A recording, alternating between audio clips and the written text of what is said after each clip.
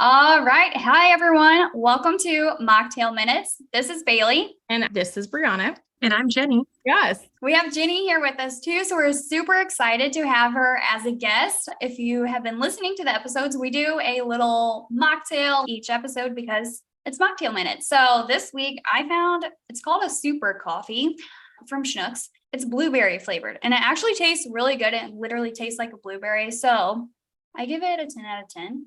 Nice. Not bad. Sounds good. I'm just doing my, again, jigsaw electrolytes in the fruit punch. I have a double scoop today because I need like all the minerals that I can get because my adrenals are upset with me. But yeah, it's my favorite flavor from them, hands down. Jenny, what are you having? Okay, this is my pregnancy mineral mocktail. It's real simple. Coconut water, orange juice, a little splash of pineapple juice, a little salt, and some trace mineral drops. Yes, I love that. It's such an easy go-to little mocktail. Yeah, I used to do all the fancy stuff with the powders, and then, pregnancy aversions happened. So I just had to dumb it down and keep it super simple. Yeah, you gotta do what works. How far along are you? 22 weeks. It's flying by. Oh my Sometimes gosh, I forget I'm pregnant. I'm like, oh crap. I still have to design a nursery and do all the things. That's all right. Yeah, it'll be It fun. goes quick. That's the fun part. I already have one, so I've Yeah. done a lot of the stuff already.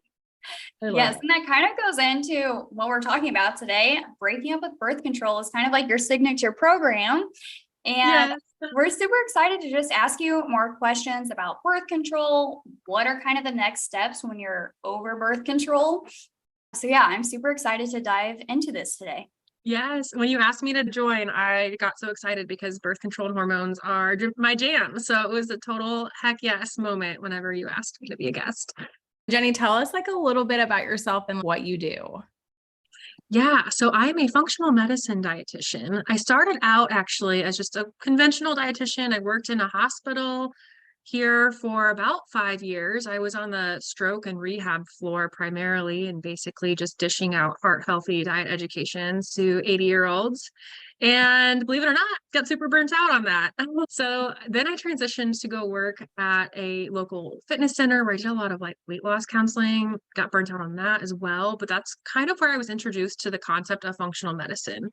And at the same time, that is when I came off my birth control, went cold turkey, and just had a cluster F of symptoms arise, like cystic acne and hair loss and weight gain and mood swings. And it was an awful time. But being introduced to functional medicine around that time, it really piqued my interest. And I started diving into women's health and hormones and just got deep in the rabbit hole and found this passion and decided, you know what? I don't want to do weight loss counseling anymore. I want to do more of the functional medicine approach. So I left there and started my private practice. And that's what I've been doing since. I love that. Okay, so your whole thing is like breaking up with birth control. So what are the do's and don'ts when coming off birth control? Because I've never heard of like, hey, don't just do it cold turkey. And like when I came off birth control, every time that I did, that's how I did it. So now I'm like, oh wow. Oh my gosh, you said every time, how many times? Well, before I had kids, I was on the pill. And then after that, IUD, I did a couple of IUDs. And then I just was like, I'm not doing anything. Yeah. And I think that so many women, it's like this rocky relationship, we can call it, where we go on and we go off. So that's actually one of my points for the don'ts of coming off of hormonal birth control. I mean, obviously, if you want to come off of it to have kids and then go back on after kids, that's understandable. But I think so many ladies, they come off of birth control, they don't do the proper prep. So they come off cold turkey and then they experience these symptoms. And then they feel like the only way to fix those symptoms is to go back on the birth control that was controlling those symptoms. But really what birth control is, it doesn't fix our hormones. It simply is like a band-aid. So it shuts down our hormone production. Essentially, it shuts down the signals from the brain to the ovaries. So we're not making any sex hormones. And that's specifically the birth control pill. There are IUDs that are progestin only, and some women continue to ovulate and still continue to make estrogen with those. But my point is that essentially birth control shuts down that hormone production and can mask hormone imbalance symptoms. So when we come off of it, those symptoms come back with a vengeance. And oftentimes we get more symptoms post birth control because any kind of birth control has negative effects. And I'm sure we'll get into those in a little bit. So I guess I covered 2 points there. One, don't quit cold turkey. Two, don't go back on birth control if you experience symptoms because it's not fixing the problem. It's just suppressing it. And we probably aren't going to want to stay on birth control our entire lives, right? And my third point is another reason a lot of ladies come off birth control is they want to start to have a family. So I recommend, if that's the case, that you plan ahead and give yourself like a 3 to 6 month buffer between coming off and trying to conceive, because there are so many side effects of birth control that impair egg quality. We have to give ourselves time for our hormones to kind of reboot, to reestablish that connection between our brain and our ovaries, to start that hormone production again and really get consistent ovulation and good progesterone production to hold a baby. So just for the best fertility outcomes, I recommend that ladies wait 3 to 6 months after coming off of birth control to try to have a baby. When I first started following you, that was one thing that really resonated with me, was to not quit birth control cold turkey, because I had asked before about what do I need to do? And my doctor was kind of like, well, you just stop taking it. And I was like, oh, Yeah. That's it. Like, I was like, I feel like there should be more. So I don't even remember how I found you, but I found you on Instagram, and then come to find out we actually live pretty close together, which is crazy. We're like 45 minutes from each other. I know. What a small Yes. world. I know. I We're know. gonna have to meet up sometime. We need to We plan. do. But when that happened, I was like, okay, well, this makes more sense. Like, I can't just come off of this. I've been on birth control since I was 15. And so that's like 11 years now. It's been a long Yeah. time. Like, how can I just quit cold turkey? Yeah. And I find that so many ladies don't go on it simply for contraception. They go on it to Yeah. mask symptoms. And that was me. I was a senior in high school and I had such painful cramps. I was like throwing up every single month, having to leave school. And the idea of transitioning into college and having to live in a dorm with a community bathroom and like be throwing up from cramps every month, that was just terrifying to me. And so I went to the OB for the first time and she was like, here, this pill will fix all of that. And Yeah. I didn't, you're not told, you're not given informed consent on like, what are the side effects? I mean, I think back then, this is like 2010, I know that there is big talk around like the stroke risk and blood clot risk. And we actually knew someone personally that experienced that. So my mom was really keyed in and worried about it, but we're not told about all the other stuff. Like it increases inflammation in our body. It disrupts our gut microbiome. It is like gasoline on a fire when it comes to autoimmune disease. So if you have like predisposition to autoimmune disease, so things like Crohn's or Hashimoto's thyroid dysfunction, it's like gasoline on a fire with those types of things. So yeah, we're just not given that information. And we're not really told that it's not fixing our hormones. I wish we were, because especially a lot of us that have been on birth control, like I feel like we started at a younger age. We're usually in high school around that. So when we're going to our doctors and asking questions about it, it's just like, okay, here's the pill. You say, okay, I'll take this every day. And that's just the Oh end of it. yeah. When you're 18 and you're suffering from pain or whatever, hormonal acne, whatever it is, you're like, heck yeah, if this pill can fix all my problems and you're not told of any of the side effects, why wouldn't you? And then I it's was just so something sad. to do. Yeah, I was like, Yeah. I'm getting older now. I take birth control. Like, this is a normal thing. It is. It's like a status quo. Like everyone takes it, right? And so I guess this was kind of like my personal reason why I really wanted you to come on the podcast. But as we get to the point where we're ready to come off birth control, but we're not quite ready to have kids or anything, what are your thoughts on how to avoid just like not getting pregnant if it's not the right time, you're ready to get off birth control, besides like the obvious using condoms? Yeah, that is such a great question. There are three, condoms being one of them. There are like three birth control methods that I recommend. They're just more mainstream. There are so many different types, but my personal favorite is fertility awareness method. I don't know if you're familiar with that, but essentially it's using cervical mucus, so tracking cervical mucus output and basal body temperatures to predict your fertile window, because so many ladies are not aware that we are really only fertile for 5 to 6 days out of the month. I thought we could get pregnant every day, every single day, until I was like 25, about to be married and going through pre-Cana wedding courses. And I'm like, wait a minute, what? I had no idea. So it's really using those bodily indicators to be confident in when your fertile window is, to avoid unprotected intercourse. So in that time frame, those 5 to 6 days, you would use a condom, and the rest of the month you're like free to not use anything. One of the downsides with fertility awareness method is that it can be unpredictable for like 3-ish to 6-ish months after you come off of birth control. Just like I said, your hormones are rebooting, your cervical mucus can kind of be all over the place, ovulation can kind of be spotty. So it's kind of hard to confidently predict that fertile window for avoiding. In which case I do recommend, like whenever I came off and I was learning fertility awareness method, we just used condoms until we were confident in that rhythm. I also, so obviously condoms are another option, but I also like the copper IUD. It doesn't come without any side effects, but the reason why I like it is because it's non-hormonal and essentially just changes the pH of the vagina and makes the uterus a less hospitable place for a baby to implant. So it still allows you to have a normal menstrual cycle. Like you still have your bleed, you still ovulate, you still have that natural fluctuation in estrogen and progesterone. Like our bodies are meant to be in that cyclical pattern. Whereas when we're on hormonal birth control, we're not getting that. One of the downsides though of the copper IUD is that a lot of women complain of, first of all, it's very painful to insert. I had a friend that was like, why was I not given like numbing, anything to numb down there? Like that was so painful.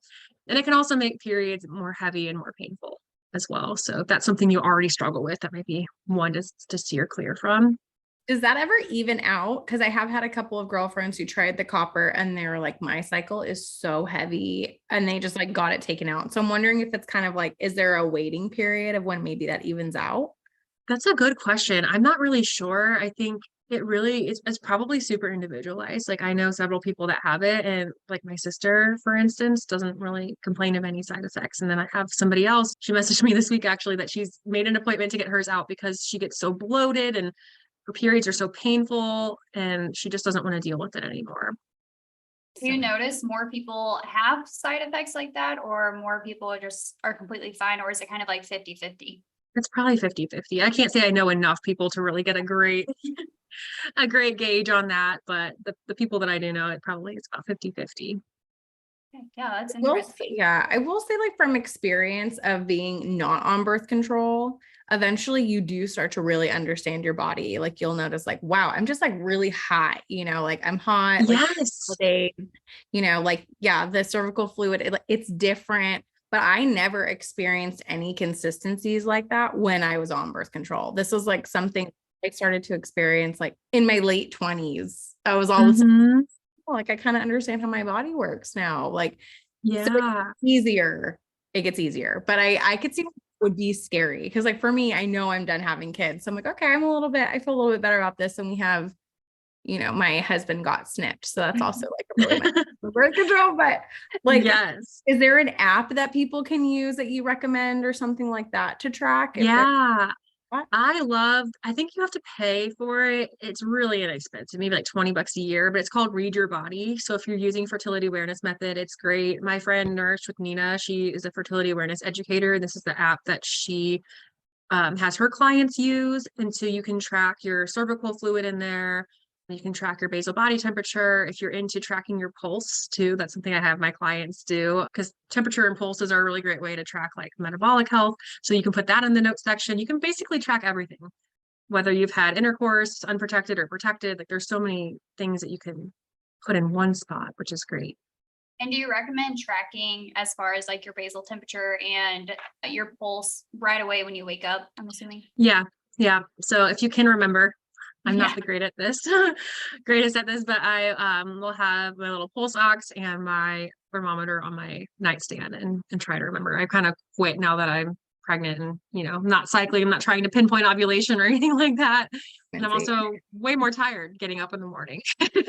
Oh, okay. That's really cool. That's good to know because I think just so many women don't even know that as an option, or they feel like it's like, oh, that was our grandma's method. And look at, like, they had all the kids. And I just feel like it's more of like a lack of awareness. I don't think women have ever really been taught about their bodies. Mhm. No, I think that's where big pharma comes in. And I don't want to get all political here, but as soon as birth control hit the market, like that was like, you take birth control. That was like the only option ever presented to us. And like I said, we're not really taught about our menstrual cycle in health class. Like this is something that we should be taught as soon as we start menstruating. We should understand what's happening in the body. Like our hormones fluctuate, and we should be able to track the cervical mucus and like, just be really in tune with our body, because you can learn so much. It's more than just birth control. You can actually use it to your advantage when you're trying to conceive too. So it goes both ways. Once you can pinpoint that fertile window, if you So if you plan on coming off birth control and you want to wait that 3 to 6 months to avoid, but then want to flip into trying to conceive,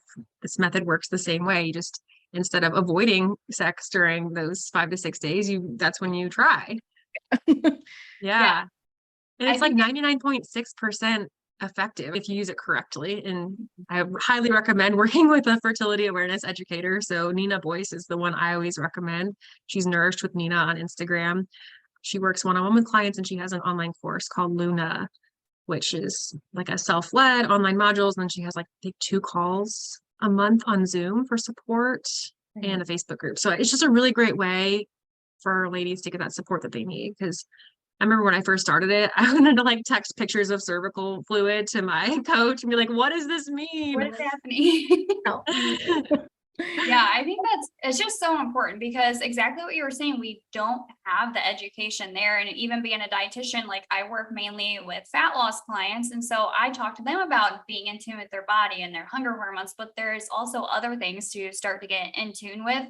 So getting in tune with your cycles is something that I've been trying to learn more about probably within the last year. Like I really did not understand what was happening. I mean, I've been on birth control for so long. Take the little brown sugar pill, that's when like you have your period. And that was just kind of the extent of what I knew.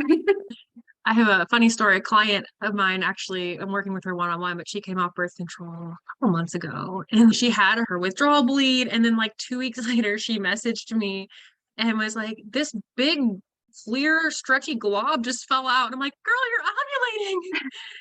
I was like so excited about it. And she's like, what is this? Yeah. I remember that in high school too. Like just all of a sudden walking and like feeling something come out and you're like, you have this panic moment. You're like, oh my God, did I just start my period? Like, we should know it's ovulation. It's good. Well, and girls are like walking around out there just like this is happening to all of them, but no one is talking about it. Yeah, And we're just like, oh my gosh, what's going on with our body? Like, you know, and then I remember like, even when I first started my period, like asking my mom, like, what do I do? And she's like, here's some pads. Like, you're a woman now. Yay.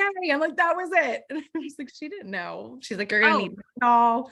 And yeah, there you go. Like, I felt so misled when I started my period. I can't remember like the first summer, how many times I had to sit on the dock while everyone else at the lake was like in the lake swimming and tubing. And I'm just sitting there wearing my pads, sitting on the dock. Like I had no idea that you could swim with a tampon in. I'm like, Mom, what the heck? Yeah, Why my didn't mom you didn't teach tell me that me? either. I learned that at a sleepover. It was so embarrassing, like pool party sleepover. And I was like, I can't go swimming. And they're like, why? I'm like, I have my period. And one of my other friends was like, yeah, me too. And one of our girlfriends, whose mom was like the cool mom, she's like, wear a tampon. I'm like, I don't know how to do that. So we're like all in the bathroom. They're like yelling at us, like, do it like so traumatizing. Like it was so traumatizing. There really should be And just, now like, I'm a like, course. you can get your daughters like, or even, I mean, women, hello, but like these days, like you can get the swimsuits that are like, oh yeah. I know. being like, what? I'm about to get some. It's the most traumatizing thing being a teenage girl and having to like sit out of all the fun stuff in the summer because you're having your period. Like that's just stupid. It shouldn't hold us back. It should be something that we celebrate. And Agreed. Kind of, as we're talking about like the birth control piece of everything, what are the common side effects you see when people are starting birth control and then even like when they're getting off of it? Because I know you had mentioned that sometimes symptoms or side effects get worse once they're trying to wean off birth control now. That's a good question. yeah. So I'll start with what the common side effects of birth control are. And I think a big one is gut disturbances. So ladies who go on, especially the pill, because it travels through the gut and goes through first pass metabolism in the liver, will experience bowel movement disturbances, whether that's constipation, diarrhea, because it's changing the microbiota, which is the bacterial balance in our gut. And it can lead to overgrowth of pathogens like infections and yeast, things like that, which can also, so we'll segue into this, can lead to an increase in vaginal yeast infections and bacterial vaginosis. So what's going on in the gut kind of happen like that connection between the vaginal microbiome and the gut microbiome are very much connected. So when we have yeast overgrowth happening in the gut, which is common when you're on hormonal birth control, then you can experience more instances of those vaginal yeast infections or bacterial vaginosis.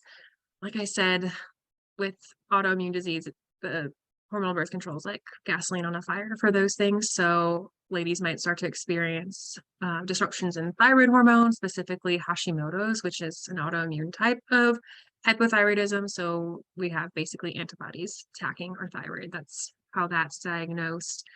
Oh, low libido. That's like a number one side effect of birth control. I had no idea. I had no idea. I like when I was getting ready to be married and my libido was so poor and I mentioned it to my OB. She's like, "Oh yeah, you have a double whammy because you're on birth control and you're on Lexapro." I'm like, well, why was this never? How did I Well, not know isn't that this? the point of birth control is like, Yes, it's so ironic. Like we go on it. I mean, a lot of us go on it for reasons other than contraception. But for those of us that do go on it for contraception, is like as soon as you go on it, you have no interest in sex. so there's my contraception. Yeah. Yep, exactly. It's so stupid. And then lastly, another big one is increase in anxiety and depression, especially with progestin only birth controls. So those are going to be things like the IUD, I think the Depo shot, implants. Those progestin only ones significantly increase risk of depression. So mood changes. Mhm. And that, I mean, I wonder if that's connected to the gut disturbances because there is such a connection between, there's a gut brain axis that basically connects our gut and our brain. So if the gut's on fire, I'm sure there's connection there. It also depletes so many important nutrients too. So it impacts neurotransmitters that way by depleting things like B vitamins, especially B6, so many things. Yeah, it's so interesting because my sister, when she was looking out to get on birth control, she was actually researching so many different things, which go you, because I'm proud that she did that. She's like Yeah. younger than me. And she was researching it. She was like, I looked at the one that you've been on, and all the side effects are like things you have experienced since high school. And she's like, maybe it's not a you problem, maybe it's a birth control problem. I was like, Yeah. you might be onto something, because like I've always had terrible gut health issues. And well, part of it was because I had a dairy allergy that I didn't know about until I was 18. So that was a big part, but it was just probably That'll do it. adding to it. I have fibromyalgia, so inflammation, and then again, adding to that, Like and autoimmunity too, right? yeah, Like, yeah. so many things were adding up. I'm like, maybe I should get off of it and see like, what am I actually like without birth control? Yeah. When we take that gasoline off the fire, what actually happens? Yeah. Yeah. It was super crazy to hear what she was reading. And I was like, yeah, I need to start learning about this more and look into it a lot more, because I just never Yeah. questioned anything. And you said she's how much younger? 6 years? Mhm. That's amazing. And I think that this is kind of a wake up period for a lot of women. We're just waking up to the fact that birth control, like, why are we not asking questions? Yeah. And it's a period where we're waking up and saying, this isn't right. What are my other options? How can I better support my body? How can I get more in tune with my body? And I love it. I love being part of this movement. Yeah. It's so exciting. And I think it's hard too, because a lot of times I know when women ask their doctors, like, hey, what are the side effects? Or, hey, I have been noticing it. A lot of times doctors are like, oh, that's not a thing. There's like very low side effects. This isn't it. And then it's like, you get together with a group of women and it's like, oh, what have you experienced on the IUD, or what have you experienced? And it's all these women are saying the same things. And it's like, well, that's frustrating, because clearly like there's some sort of connection if like all these women are saying it, even though like your doctor might be like, this is a good option. There's such low side effects. No, that's not from the birth control. That's probably from this. And it's like, okay. There's so much gaslighting in just mainstream medicine, not even just in relation to birth control, but it's a huge conversation that often is we get gaslit with. It's just so sad. Yeah. And it's not ever just like trash doctors or anything. I think more of what we're saying here too is just to question things and to start advocating more for yourself. That's Exactly. something that I'm really starting to learn now and wish I would have known when I was younger. Doctors are incredible. They know so much, and there's definitely a need for doctors, but I think that we need to be better equipped with tools to better advocate for ourselves. Like when I had a couple clients come to me with primary goals of like, I want to know how to better advocate for myself when I'm sitting in that chair in the doctor's office. Like knowledge is power. If we don't know, we don't ask. We never find out. So yeah, be equipped with what to ask. How do I ask? How do I push exactly. for? What else can I push for? Or yeah. I guess with that being said, like what is kind of your advice today to kind of help with sex hormones or just hormones in general? Yeah. So there's so much that goes into this, which is why I built an entire course, but we'll start with like the most foundational thing. And I just emphasize this all the time. I guess it's two parts. One, make sure you're eating enough, because if we are not eating enough, we won't ovulate, we won't make robust progesterone, we won't make robust cervical mucus. Like it's impossible to have balanced hormones without eating enough. So one, eating enough, and number two, making sure we're eating for balanced blood sugars. So what that means is making sure that we're eating every 3 to 4 hours, because we don't want our blood sugars to crash. When our blood sugars crash, that triggers our adrenals to produce cortisol, which then tells our liver to make its own glucose. And it's like, that has to stop the liver from doing all its detox job, which is so important, especially on birth control. So making sure we're eating every 3 to 4 hours and eating protein, fat, and carb in combination with each other, and not just eating naked carbs all day long. When I say naked carbs, I mean like eating a banana by itself, or toast by itself, or cereal for breakfast, which is literally what we grew up on. I was talking to my dad yesterday about like, oh my gosh, yeah, the 90s, 2000s, like we had no idea. We just had no idea. How did we get through school with straight A's? I don't know. In school. Yes. Yeah. What's going on? That's so funny. And I'm glad you said blood sugar balance, because I feel like this is something Bailey and I preach on all the time. Like, what's the first thing you should do? And a lot of people, when they think blood sugar, they're like, I don't have diabetes, I don't need to worry. And it's like, this is for everyone. This is like how our bodies run optimally, like in every sense. What do you want? You want more energy? You want to lose weight? You want better hormones? Like, what do you want? Start with blood sugar balance. Yeah. Yes. We actually have an episode that we're talking all about blood sugar control. And we're also going to like have an episode. I'm wearing a CGM right now at the time of this recording. So kind of I saw that on your Instagram. Yeah, something weird's going on with my sleep there. So we'll see. That'll be interesting. I'm scared to wear one right now because I know it's all over the place, because I'm at such a stressful time in my life. I'm like, and it's funny because it's like, you know, before I knew anything about it, I'm like, what's wrong with me? Why am I like this? Oh my gosh, I just need to do this. I probably need to eat less. It's probably this. And now, like, having all this knowledge, I'm like, oh, I know it's because I need to nourish my body better. Like, I need to be eating more consistently. I need to, like, you know, my blood sugar is like not happy with me. So knowledge is the more, you know. So yeah, ladies, if you're listening and you're like, my hormones are all out of whack, before going anywhere else to get all kinds of crazy testing done or anything, I would say probably start with the basics. Yeah, always. The way that I describe it is, I posted this on Instagram last week, but I describe it as a 3-legged stool. And there are 3 legs of the stool are ovaries, adrenals, and your thyroid. And this is what we call the OAT axis, because these ovaries, adrenals, and thyroid, they all operate on this thread. And if one leg of that stool is shorter than the others, the entire stool is going to wobble. So if we have an effed up thyroid or effed up adrenals, that we can't have balanced sex hormones because that leg is shorter than the others. And then the floor beneath that stool is your blood sugars. It's like, start with the blood sugars, because if that floor isn't sturdy and even, then the stool is still going to wobble. So start there, and that filters into supporting thyroid and adrenal health. It just all goes together. Balanced blood sugars are everything. The blood sugar piece, I love that you bring that up as kind of that first foundation, because that's exactly what we do too. Like, if your blood sugars are not balanced, it's going to filter into so many other things that are not going how you want. Even if it's like the energy piece, that is something that people notice within the day one of doing it, because you're not crashing every day. And now you're not, sleeping in class or sleeping during work. You have energy to just get through your day. And then when you have energy to get through your day, you're probably going to move more. Maybe you're going to get in that workout now. Maybe you're going to have more energy to cook dinner for your family. And it just trickles into so many of these different things. And then now you're going to sleep better, which is also going to give you better energy. So yeah, blood sugar control is always number one. Yeah, it trickles literally into everything. Yeah. I like thinking of it as the floor, because that's so true. Like, if your floor isn't stable, I mean, you're going to be tripping, wobbly. Like, I love that. Yeah. Any other foundational pieces you recommend to kind of get started with?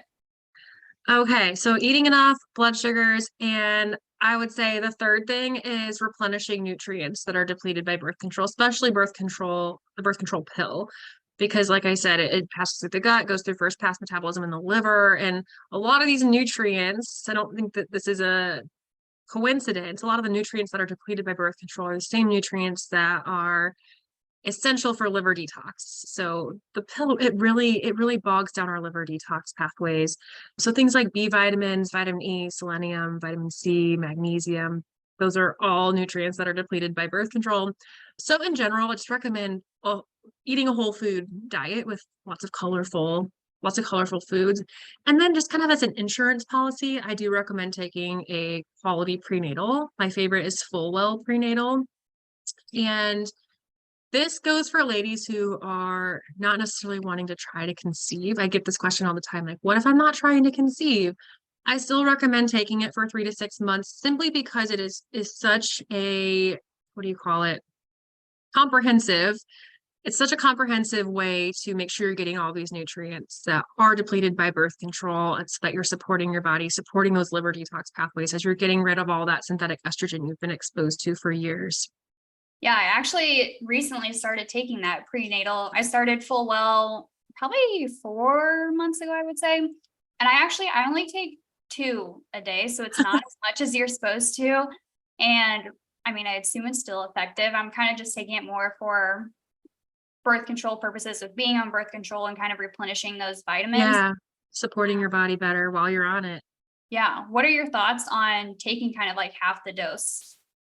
I'm glad you mentioned that, because being pregnant and like, especially in the first trimester, I was so sick. And with my first, it was even worse. So I didn't take a prenatal, honestly, until 5 months. And I'm about 5 months now. And like, I think, was it last week or 2 weeks ago, I was like, you know what, I'm going to try and dip my toes back in the pond of trying to take a prenatal. And I started taking 2. And I was thinking, you know what, but it is such a comprehensive, like, Ayla, who created, she's a dietitian, fertility dietitian. So she jam-packed really high doses based on research of what we need in pregnancy. So honestly, what we're getting in 2 capsules, because for those that don't know, the dose is 8 caps a day. It's a lot. And you can open them up and put them in yogurt or smoothies or whatever, or split them out throughout the day. But taking 2 is probably equivalent to taking like a gummy from Target, right? Like, a lot of those over-the-counter prenatals, they're just not as robust as what Fullwell contains. So even if you are just taking 2, it's still better than nothing. And it's still probably better than some of those over-the-counter ones. That's good to know. Because I was like, Yeah. I'm not like trying to get pregnant or anything right now. So just kind of for that reason, I was like, I'll just do 2 right now. And what I really like about it, so I was taking the full servings when I first started. And something that I did like about them is that it didn't make me nauseous or anything like I know a lot of prenatals can. Yeah. I don't think that they have a really bad smell, honestly. Like my smell, trust me, I'm like a bloodhound right now. Like I can smell anything. But honestly, like I don't get that whiff of like, oh God, the smell is so bad. It's really not. And I don't get that like burping up anything. Like they're pretty well tolerated. I did just get an email from her this morning though that they trialed adding in a lemon essence, like I think it was like a essential oil packet into their Fullwell. And some ladies loved it and some ladies hated it. So they essentially, like, it was like a pilot. So they did away with the lemon essence. And now ladies have wanted it back. I think a lot of pregnant ladies, they want it because choline, the nutrient choline, which is really rich in the prenatal because we need it for baby's brain development, that one's kind of stinky. So she's now added an option to buy it with or without the lemon essence, which I liked it. I kind of liked it wasn't like super strong and it was very natural. The weird thing I noticed was once I started taking it, my like urine turned like a radioactive color. And I was like, yellow. Yeah. with me. Yes, it's riboflavin. I get this question literally every person that starts a B complex or prenatal. It turns your urine yellow because there's a decent amount of riboflavin. And actually, if you look at, I think Gatorade, like the lemon lime Gatorade, I think they use riboflavin to actually color because it's so potent. It's such a potent yellow color. So it doesn't mean you're not absorbing it.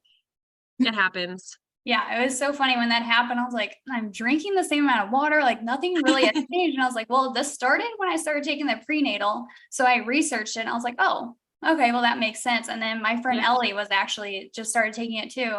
And I told her, I was like, hey, does your pee look like it's radioactive? And she's like, yes. And I was like, well, I researched it. I think it's the riboflavin in it. She was like, okay, I thought it wasn't drinking enough water. And I was like, I did not know what was going on. I was like, me too. Yes, I'm glad you brought that up because some ladies might think that they need to like drink 3 gallons of water a day. And that's not necessarily the case. Yeah. All right. Yeah, this is super helpful. You had lots of Yeah, I'm so happy we got to chat with you and hopefully yeah, hopefully everybody got some good insight on like what to do if you're on birth control, if you're thinking about coming off birth control, how you can prevent pregnancy, all that good stuff. Yeah. Do you want to Yes. share where they can find you and any last tidbits of information you want to share? Yeah, so they can find me on Instagram at Jenny Mahoney RDN. Ways that they can get extra support. I take clients one-on-one. So we work within a 4 to 6 month retainer. We do deep dive labs. We get really specific on what we need to do for hormone healing. Or I also see a lot of clients with gut issues. We can't have balanced hormones without also having good gut health. So they kind of go together. And then a lower investment way to get support is through my Birth Control Breakup Academy. And that is an online course. So it's all pre-recorded modules. So you kind of lead yourself through that. And then we have a private Facebook group. So if you have questions, you can pop in there.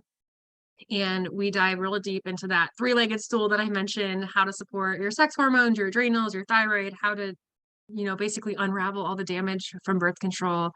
I do a really detailed crash course on what's happening in your menstrual cycle, since so many of us didn't get that in health class, just to really empower us and know what's happening during that time. So yeah, both of those resources, so the link to apply for one-on-one coaching and the Birth Control Breakup Academy, are in the link in my bio on Instagram.